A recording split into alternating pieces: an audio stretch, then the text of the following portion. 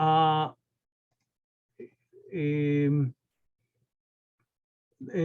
lecture is aimed for English speakers who are used to a system which is vague at best in this aspect. No better example than the word vague itself, which most people in the world would have problem reading at first glance.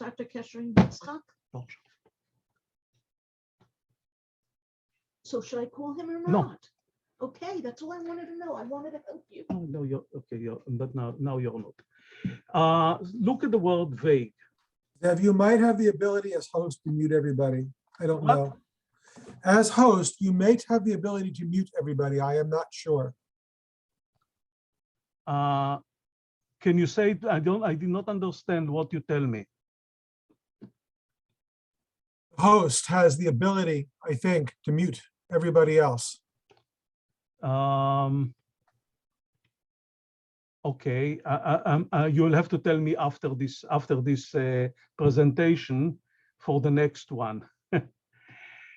So please, let's look at the word vague and tell me, if you don't know English, is there anywhere other way to read it than vague or something similar? Okay. Let me continue. 1 second.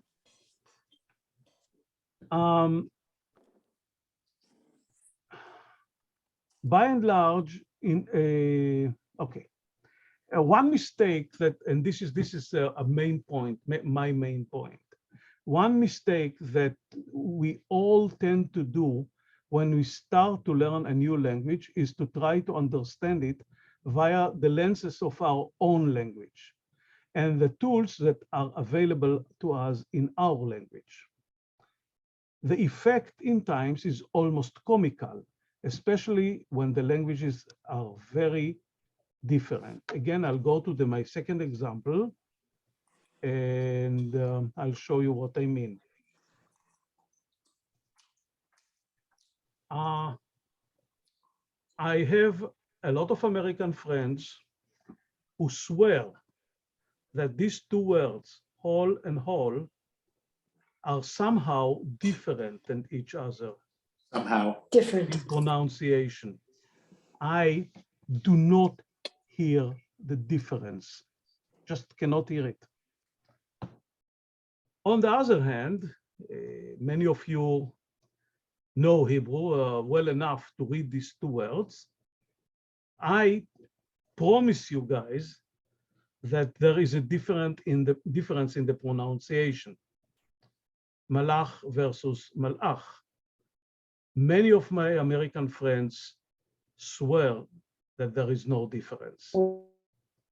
Not all, some do and already know it, some do not. Okay.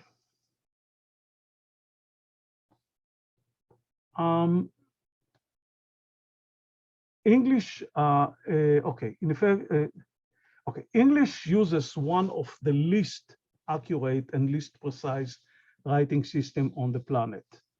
You really don't know how to read many of the words unless you know how to read them. It is almost impossible to describe in English the concepts of the Hebrew writing system, which happen to be one of the most accurate and most precise system on that planet. I specifically do not say this is the most accurate. Hebrew has its own idiosyncrasies, but by and large, in Hebrew, what you see is what you get. This is not true in English. Now let's go to the writing system itself. The Hebrew language has 29 distinct sounds, and there is historical evidence for 2 more that didn't make it to the current system and thus were lost. We believe that there were 2 ways to pronounce the Ain, as is evident in the name of the city Gaza versus Aza in Hebrew. And the Arabs indeed use the other Ain that does exist in Arabic. The other letter that, or the other consonant that may have been in Hebrew is in Sefer Yetzirah, it insists that Reish has two pronunciations. And there are a lot of works that were written about it. All right. The Hebrew writing system has 22 letters.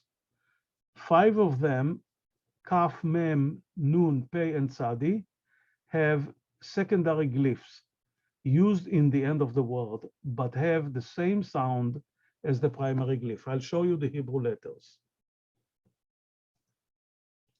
Let me.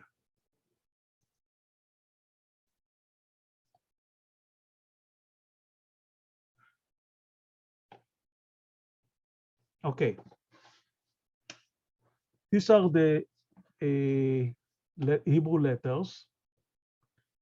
I didn't explain yet, but some of them, as I said, have two sounds, which we denote by usually by a dagesh in the middle, this little dot. So Aleph doesn't exist in English. It's the consonant part of the vowel. I will go over it later. Bet is B, Vet is V. Gimel, ideally, it should be G like George, but in common usage, it is a Gimel, especially in the Ashkenazi world. And of course, this is Gimel. Daled is like D. This Daled, without the Gesh, again, the Ashkenazi say it as Daled, but ideally it's TH like that. A is H, simply. Vav, ideally, it should be W, but again, in common Ashkenazi use. Can you go back to the Dalet? That doesn't make sense to me. This Daled with the Gesh is D. The same you say David. This Daled without the Gesh is the, like that.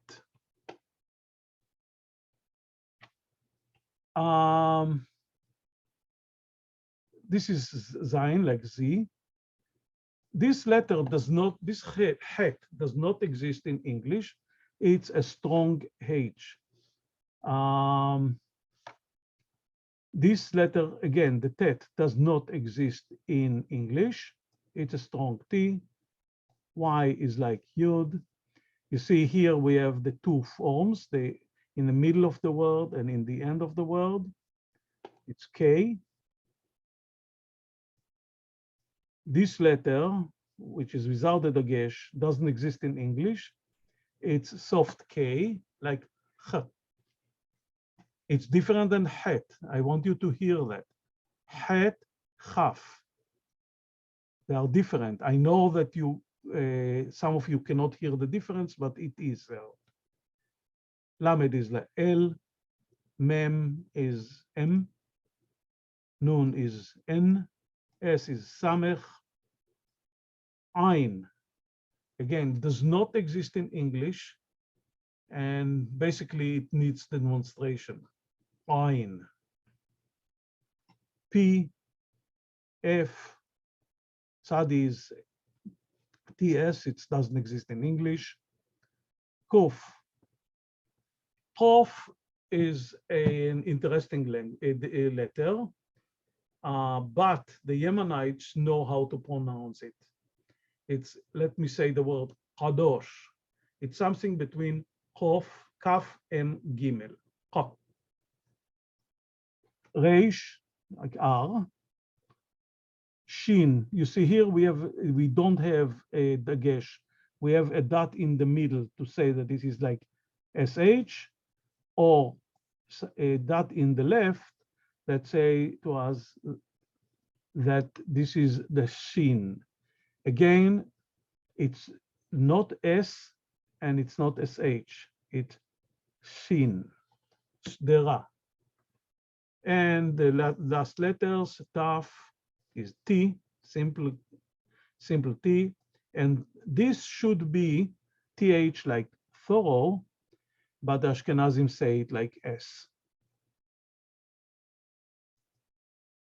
Okay, so let's go to the next part. Now I'll make a statement, and I'm going to negate your first grade teacher. All Hebrew letters are consonants. In Hebrew, itzurim, with distinct sounds. I just demonstrated the sounds. Some have more than one sound to denote 29 sounds. And now I'm making a statement. Yes, this includes the Aleph and the Ayin, which in Hebrew are considered to be consonants.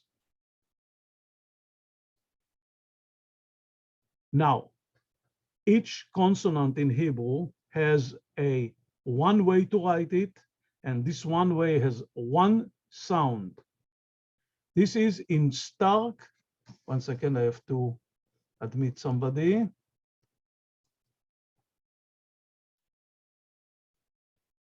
This is in stark contrast to languages in which the consonants have no particular meaning. And unfortunately, I'm talking about English. I'll show you. 1 second.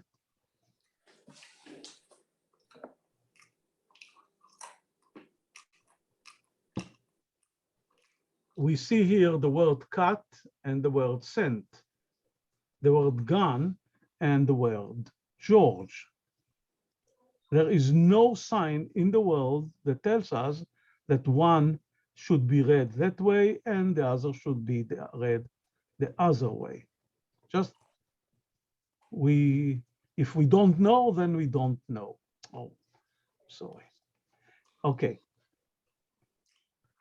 Question so far?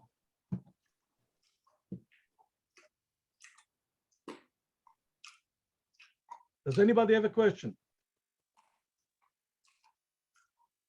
Okay, no. The fact that the Ashkenazi Jews and the Israeli Hebrew dialects lost some of these distinct sounds does not negate the two statements above.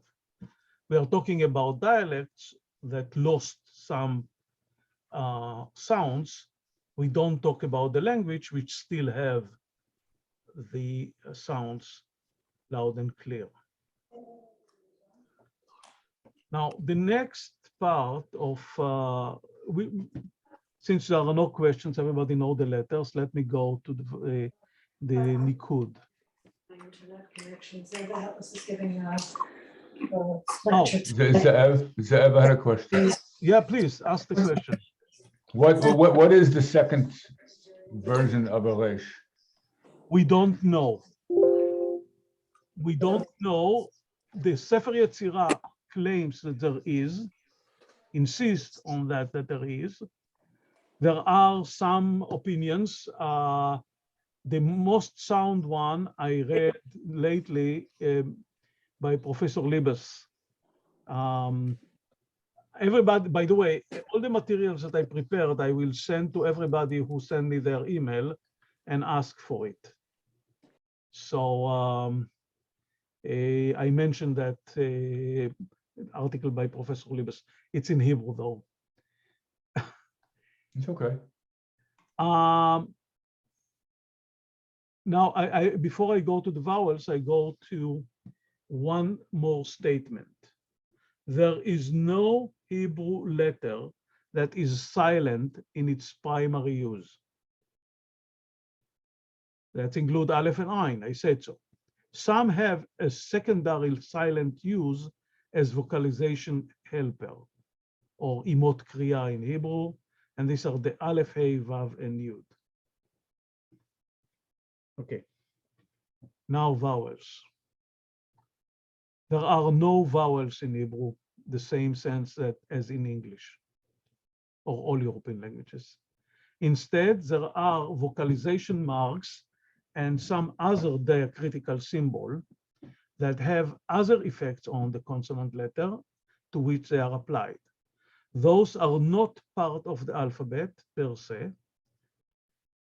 There are 15 of the or 16 symbols that appear under, above, or inside the consonant letter. This set of diacritical marks is referred to as nikud. Many of you know that. The meaning of this statement that I said is that nikud symbols are mere concepts and have no life of their own without being applied to the consonant. There is no way to pronounce patach in Hebrew. In English, you have vowel. You could say e. In Hebrew, you cannot do that. Doesn't exist. Again, let me share with you the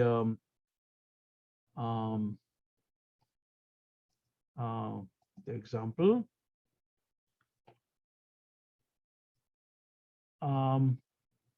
You see here the letter O. You could say O. There is no way to say this symbol that you see here. Doesn't exist. It's a mere concept. Only when we apply it to the letter, to the consonant lamed in this case, it could be, if you're Ashkenazi, it could be lo. If you're Sephardi, it could be la, but it is still, now you could say it. Okay. Questions so far? Nobody asked questions. I feel like I'm boring. Most of the Nikud symbols denote vocalization and are known as tnuot, or singular tnua. All the tnuot symbols have distinct vocalization effects on the consonant letter that they are applied to.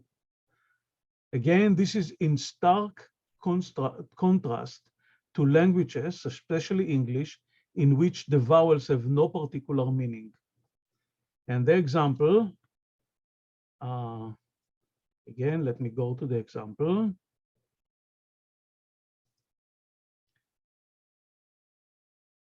These words, are they kat pat arj, kut put urj, or ket pet erj?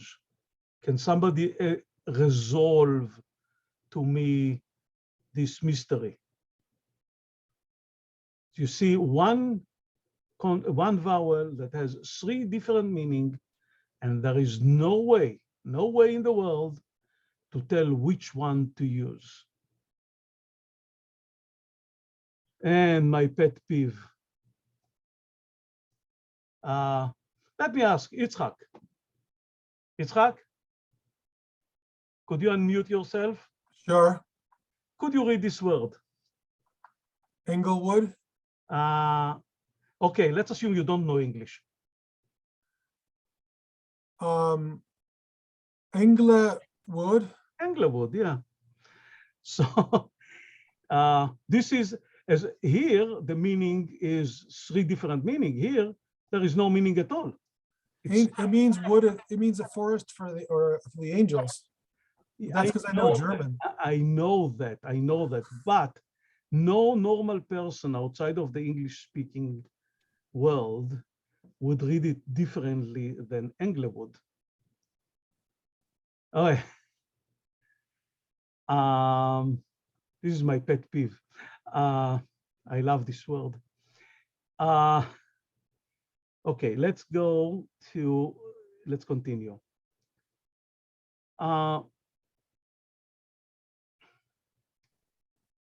No, now I have to show you the nekudot. I'll share another part.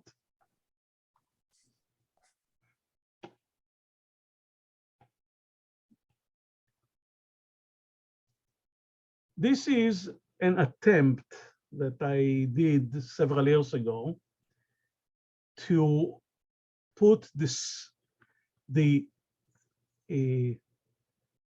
Nikud system in some order.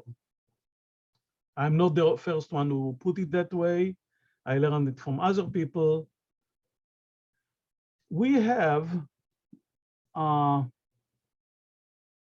would say, vowel group, like the A sound, the E sound, the O sound, the E sound and the U sound. So we have what we call תנועה גדולה, or long vowel, and we have תנועה קטנה, which is short vowel. So for each sound group, we have two of them. The Kamatz, the Sfardim say ah, the Ashkenazim say o, the Patach is ah. But even the Sfardim, at least traditionally, knew the difference. The A sound, we have the Tzere, which is like A, long A, and the Segol, which is short A.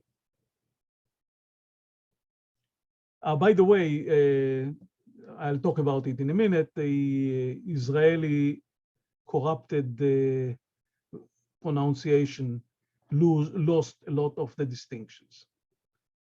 In the O family, we have Cholam, O, or even in some Ashkenazi pronunciation, and the Kamatz Katan, which is O, Chodoshim.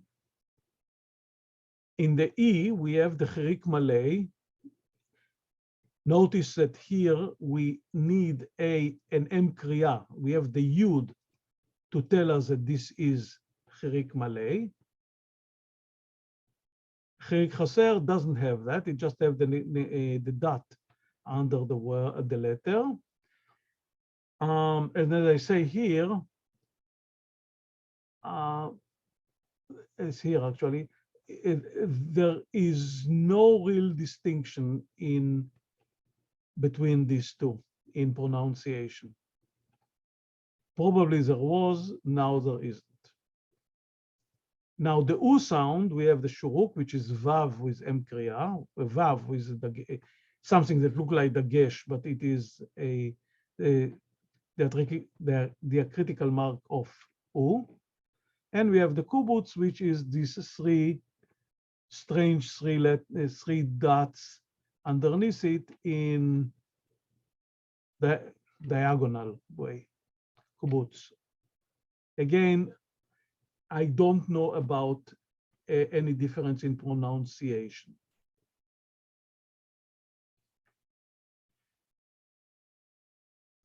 The last column is interesting phenomenon because it's basically depend on these guys, which are no vowel.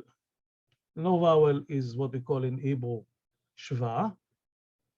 There are two of them. One is moving. It's starting a syllable. The other one is stationary, which close a syllable. Example, lamad.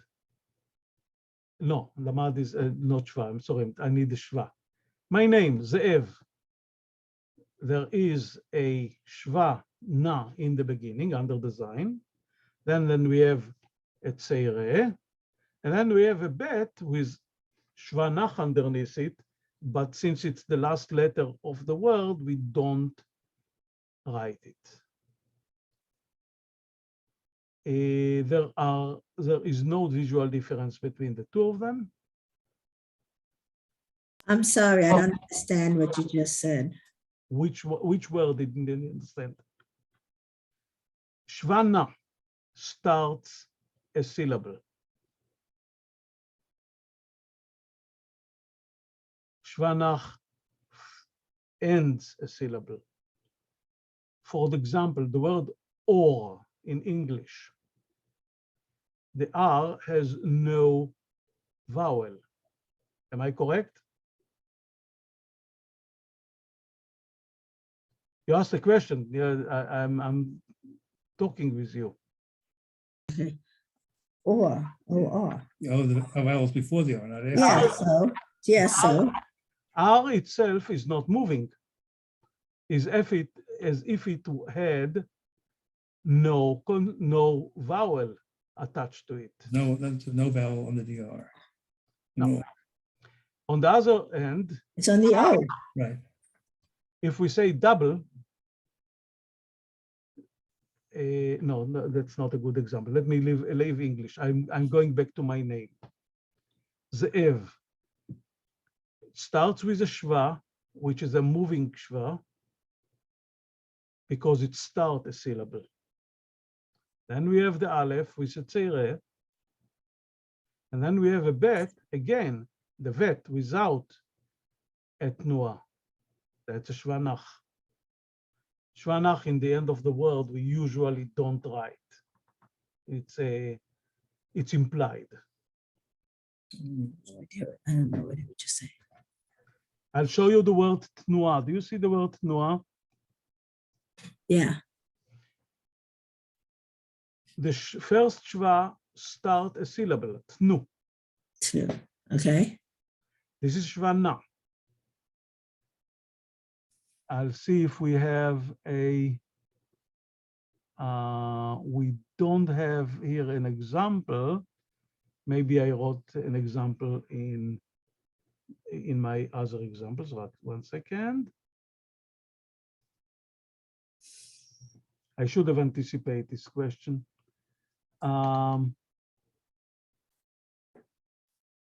Chiwi. No.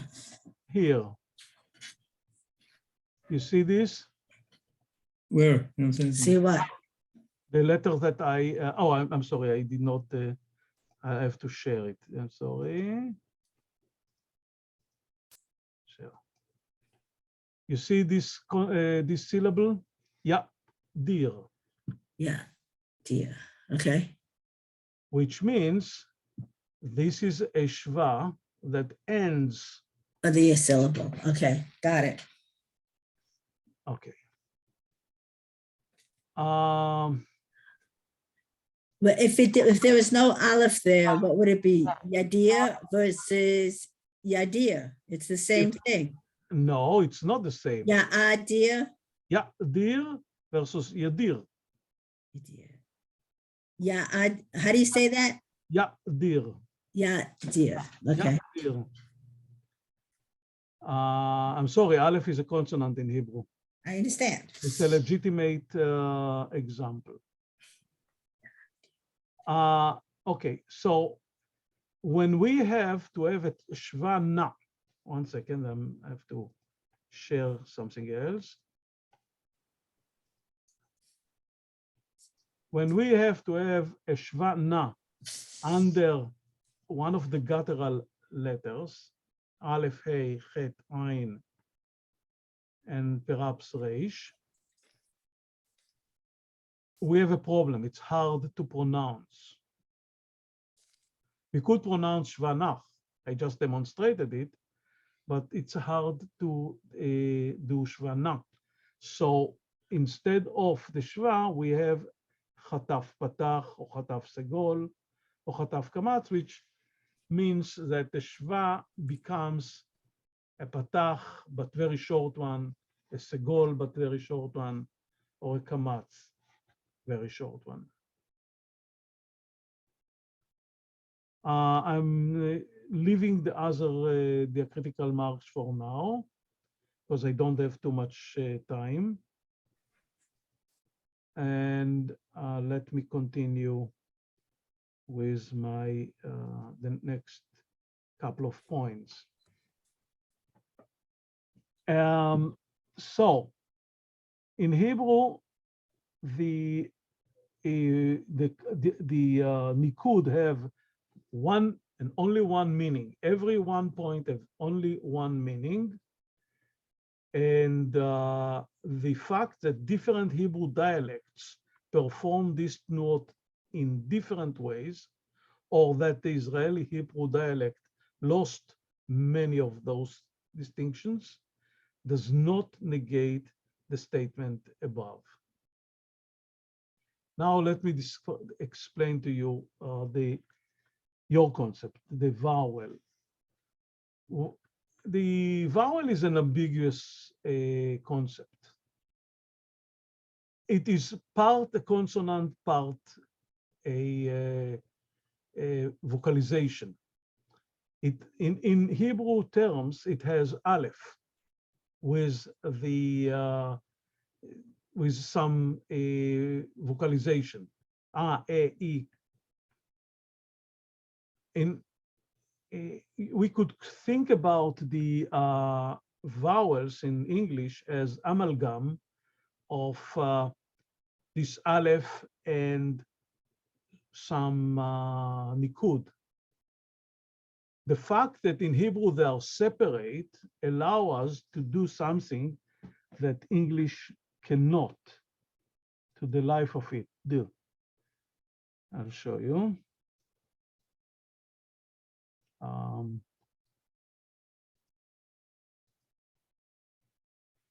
Here, as I already demonstrated, that there is aleph that has no vocalization whatever, cannot do that in English at all, under no circumstances. And here we have aleph, which has its own vocalization to create 3 syllables, ho-o-dom. This is not hodom, it's ho-o-dom. Okay, what? But you said the first one was ya'adir. Dear, if Yeah, the aleph has no Has- vocalization. it has a vocalization. If it No, it weren't does not. there, yadir versus ya'adir. No, Ya'adir. I did not say ya'adir. You didn't hear me right. Ya'dir. The aleph has no vocalization whatever. Exactly And like if it weren't there, it would be yadir also. No, that's because you think English. Ya'dir. This is an aleph, bona fide aleph, with bona fide no vocalization. Ya'dir. I didn't say ya'adir. I say ya'dir. You, again, don't judge the language with your own tools. You have to judge the language with its own tools. Now, I'm going to lose you guys, and in a minute or two. What I ask you to do, whoever is interested, send me an email. I'll send you the material for this lecture. And let me try in the few seconds that I still have to go to the last point.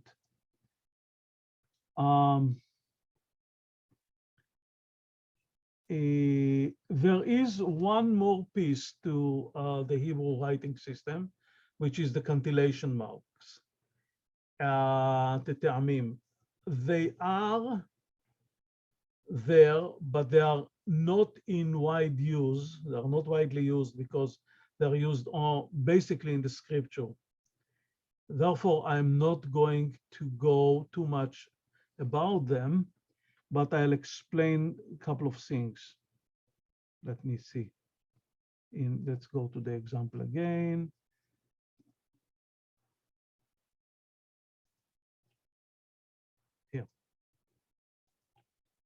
Here we have, I took something that we say every Friday. Uvayom hashevi'i shavat vaynafash. First, I meant to demonstrate the dagesh chazak, that, but I didn't get to that in the lecture. And here, we know by the fact that the accent is here, or here, that we don't say hashvi'i, we say hashvi'i. The accent tell us where, the cantillation mark tell us where the accent of the word. It's not shavat or shavas, it's shavas. And here the same thing, vayinafash. The accent is on the last syllable. Okay, any questions?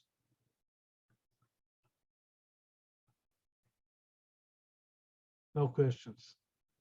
Either I did a great job or I did a very poor job. I'm not sure which one of them. but I think this is the end of the lecture because it's going to stop on me.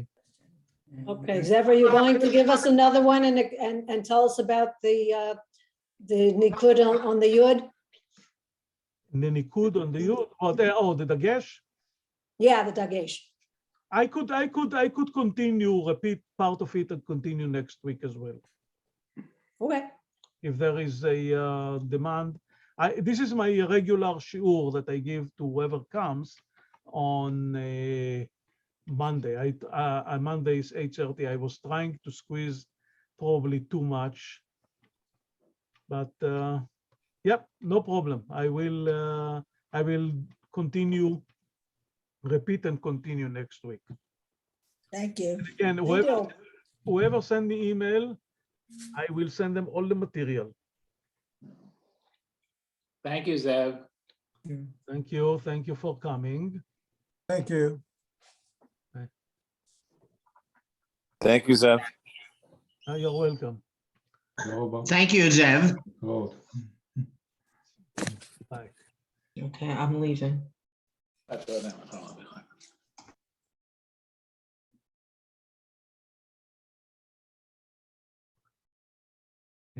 Okay, who is PW?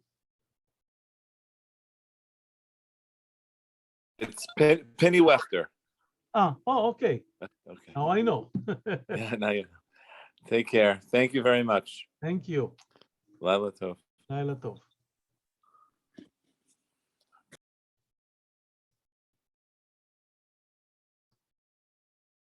So unmute yourself, Dennis. Okay, we unmuted. Iris, Criticism. I did This is very professional. This is very professional.